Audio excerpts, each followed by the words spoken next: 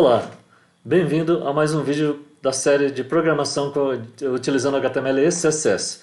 Bom, hoje vamos trabalhar um pouco CSS, já que vimos bastante de HTML, né? Então, no caso aí do CSS, ele vai servir para separar a parte de apresentação, então ele vai ser responsável pela apresentação, formatação visual, enquanto o HTML é responsável pelo conteúdo, ou seja, os textos a serem apresentados aí, imagens, entre outros, a serem apresentados visualmente.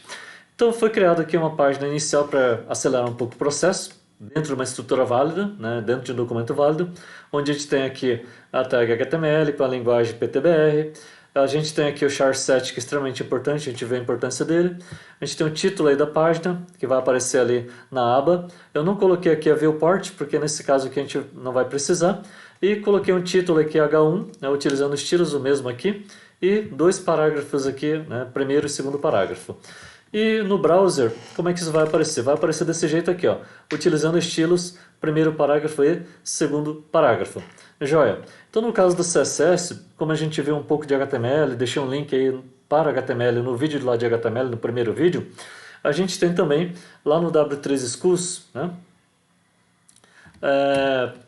uma série aqui de tutoriais, ou um conjunto de tutoriais sobre CSS. Então tem aqui com exemplos o que é o CSS. Então vou deixar o link também para esse tutorial, né, aí na descrição do vídeo. Bom, voltando aqui, né, eu vou fechar essa aba aqui, voltando para o nosso código, então a gente vai estruturar. Como é que a gente estrutura? O ideal é a gente estruturar aqui dentro do bloco head, né? Então aqui dentro a gente coloca aqui o marcador style, para criar aqui uma folha de estilos que é, né, definida aí de maneira universal para o documento, ou seja, ele vai se aplicar no documento todo, ou seja, em toda essa página aqui. Então a gente coloca inicialmente o nome do documento, o nome do elemento, H1, e põe um par de chaves. E dentro desse par de chaves a gente coloca a formatação que a gente quer.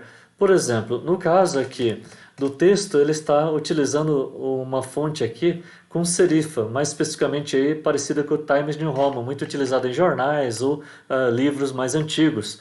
Esse tipo de fonte é interessante porque ele diferencia a L minúsculo da letra I maiúsculo e também é mais agradável para os olhos, cansa menos a vista, quando temos muito texto a ser lido, né, no caso de jornais e livros.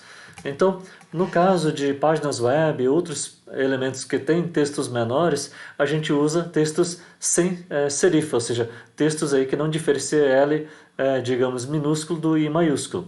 Então, para isso a gente vai colocar a família do font, né? Font family, né? Tá aqui. Ele já até sugere que Arial, Helvética, se não encontrar a primeira fonte, tenta a segunda, se não encontrar, ele pega pela família, sans serif. Então, qualquer uma sem serifa que tiver instalado aí na máquina. Então, feito isso, olha só qual que é a diferença. Se a gente atualizar aqui, ó, agora ficou com uma fonte meio parecida com a Arial. Deve ter encontrado a Arial aqui, né? Na máquina tem.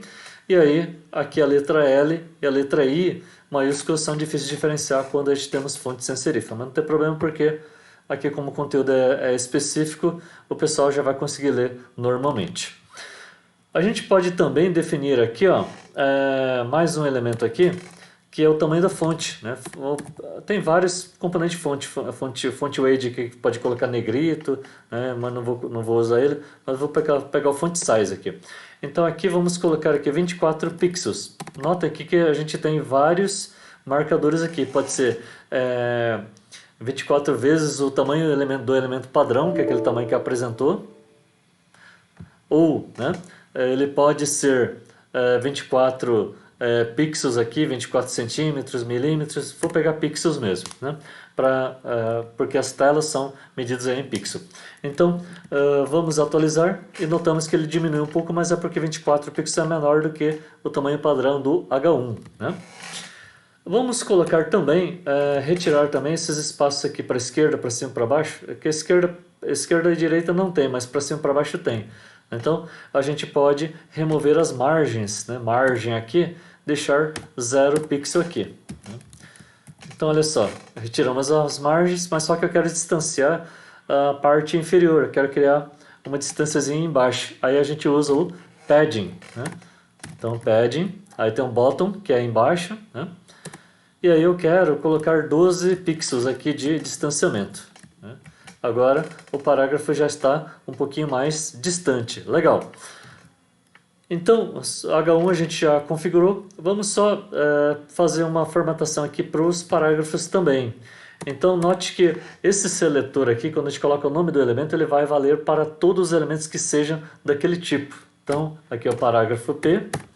Então, criei um seletor aqui para o parágrafo P e vou mudar só a cor da fonte, ó, color, né? Aqui eu posso colocar uma cor nomeada ou posso usar o padrão que o pessoal utiliza para colocar uma cor bem específica na web, que é iniciado lá com o jogo da velha, ou cerquilha, e aí a gente coloca uma sequência de 6, né, valores aí de 0 até F. Né? Então tem uma codificação para isso também. Né? Beleza, então vamos colocar em vermelho. Né? Então note que aquele P selecionou os 2 parágrafos. Beleza, então o CSS significa o quê? Cascading Style Sheet, ou folha de estilos em cascata. Então, para demonstrar que essa seleção de estilos é em cascata e ele primeiro dá prioridade àquele estilo que está mais próximo, a gente pode colocar um estilo inline, ou seja, formatar apenas um elemento. Então, um estilo em linha, né? Então, vamos pegar o primeiro parágrafo aqui, ó, e para definir o estilo em linha, é só a gente criar um novo atributo chamado aí de style, que é o mesmo nome aí do nosso tag, nosso marcador que está lá em cima. E aqui dentro, como já selecionamos o objeto, a gente não precisa colocar o seletor, só o valor que vai aqui entre as chaves. Então eu quero mudar só a cor da fonte, vamos mudar a cor da fonte, né, color. Eu vou pegar esse azul aqui, né? O ideal é que termine sempre com ponto e vírgula, já até colocou ponto e vírgula aqui, perfeito, né? Então vamos atualizar aqui, ó, ficou em azul. E aí, seguindo aí, eu posso colocar outras formatações. Por exemplo, eu quero trabalhar com a decoração de texto. Então, decoração de texto é colocar negrito, itálico, sublinhado, colocar o taxado, aquela linha em cima. Vamos colocar o taxado, riscar a linha, né? Então, vamos colocar aqui o text, né? Decoration, tá aqui. E aí, aqui eu tenho aqui, ó, line through, né? Que esse aqui é o taxado, tá? E vamos ver como é que ficou. Pronto, né? Então, com isso a gente encerra o vídeo de hoje, né, ou esse vídeo aqui, onde a gente viu um pouquinho do CSS, e vou deixar aí no link o tutorial aí do CSS do W3 Schools. Vai estar em inglês, mas o browser aí vai poder também ajudar na tradução. Então, até a próxima e espero vocês aí no próximo vídeo.